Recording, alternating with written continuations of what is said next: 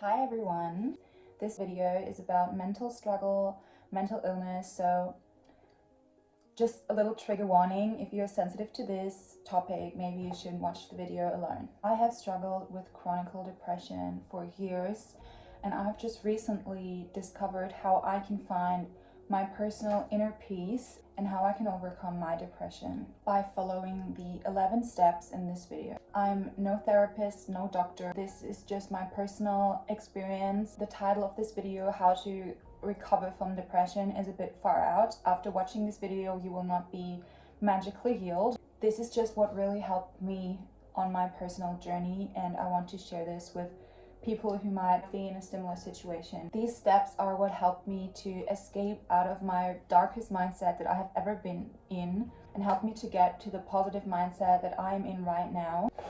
Okay, let's get started. Step number 1.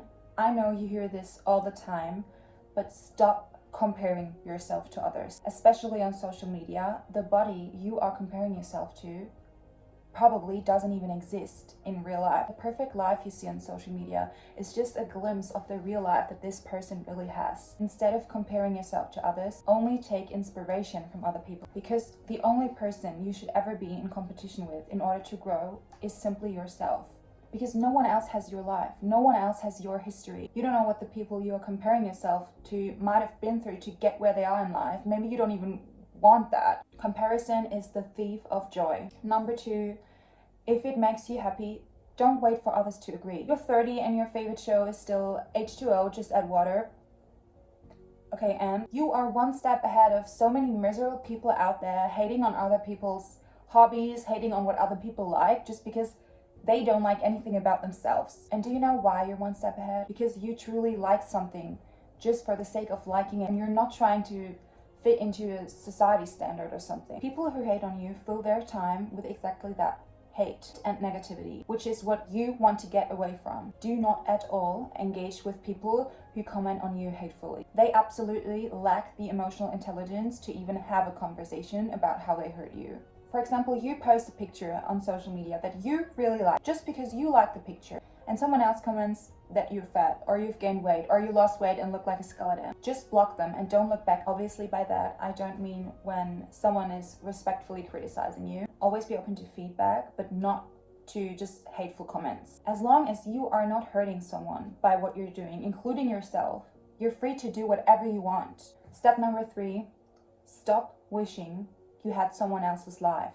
Stop wishing for anything else than what you are given right now. There is a path of life laid out for each one of us, and everything you have right now is meant to be exactly the way it is right now. Everything that happens to you happens for you. It happens for a reason to you. Bad things are lessons, good things are gifts. There's nothing to be jealous of in other people's life, because jealousy, again, links to comparison, which is, again, the thief of any joy. Step number 4, remove toxic people from your life. No matter how beautiful the history you had with them was, no matter how many memories you have, no matter how many good character traits they still have right now, if they are toxic to you and if they don't respect you after you addressing this to them, leave, cut them out. It doesn't matter if that's a family member, a childhood friend. No one is allowed to disturb your inner peace. Okay, the next one is personally to me the most important one. Stop trying to finish your to-do list. It's never going to end. Once you finish all of your tasks for the day, you might have a few hours to yourself. But then the next day comes, all of the steps of your to-do list, it'll just be all over again. So rather than working towards finishing your tasks, work towards the process of liking what you do. Figure out what you like and make it the purpose of your life to do as much of that as you can, as possible. Try to always romanticize what you're doing, no matter what it is. Number 6, set your priorities straight. From this moment on, your physical and mental health will be top priority. Nothing goes above that. That includes eating well, even in stressful times, not going to work when you're sick, even though your boss is going to be pissed, because you don't have any greater resource than your health. If other people do not respect that, they're not the right people to be around for you. Okay, I know this sounds really simple and really stupid, but don't worry. Worrying about something before or after it happens is simply putting you through the same thing, through the pain twice. No matter what situation you're in, just think what a super positive person would think. Let's say you're stuck in traffic and you're gonna be late to your appointment. There's nothing you can do about it now. You can either think, I'm gonna be late, my boss is gonna be so mad at me, my whole routine is now completely screwed up for the day. Or you can think, let me take this moment to put on my favorite music and just look out the window and watch the city. Or let's say you're on vacation, you planned a lot of activities beforehand, you can't get the money back for them, and you were sick your whole vacation, so you didn't do any of the activities. Of course, that sucks. That's not a nice situation. That's so annoying, my whole vacation is ruined.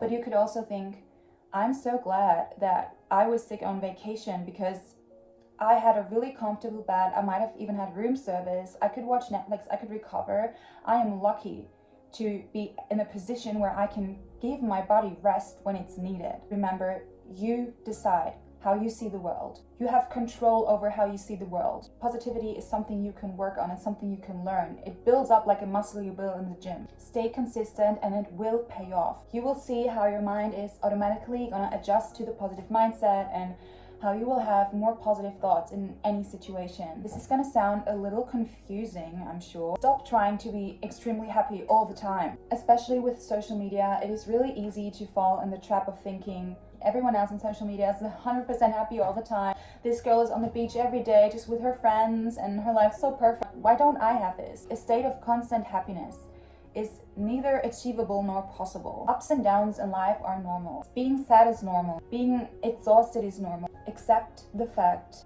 that there is nothing that's yours forever and you only ever truly have yourself. This sounds very harsh, but it is a very important step to disconnect your happiness and your self-value that you have of yourself from anything around you. When I say you only ever truly have yourself and there's no one that's going to stay forever, I don't mean that you shouldn't trust anyone. I don't mean that you shouldn't engage in all types of human relationships. I just mean your happiness should never be linked completely to another person. No one should have the power to interrupt and destroy your inner peace. Some people stay for a minute, some people stay for your whole lifetime. Have faith in the path of life that is laid out for you. Everything happens for a reason. There is meant to be and meant to be for now. As one thing ends, something better is waiting around the corner for you. Master the abundance mindset. That also means letting go of the scarcity mindset. I'm just going to briefly explain what this means. A person with the abundance mindset believes that there is an overflow of positivity and positive things in the world. They believe there is more than enough happiness, more than enough resources that we all need to be happy. While a person with a scarcity mindset thinks all the beautiful things are limited and they intend to settle for situations they actually don't want to be in because they're like, there's nothing better for me. I have to cling to every good thing that's ever happened to me. I have to hold on to it so tight because nothing else is going to come for me. This is it. This can be living situations, a person, your partner in life, a friendship group, everything. Good things in life are not limited. You decide how you see the world. Our minds are the most powerful tool we are given in this lifetime.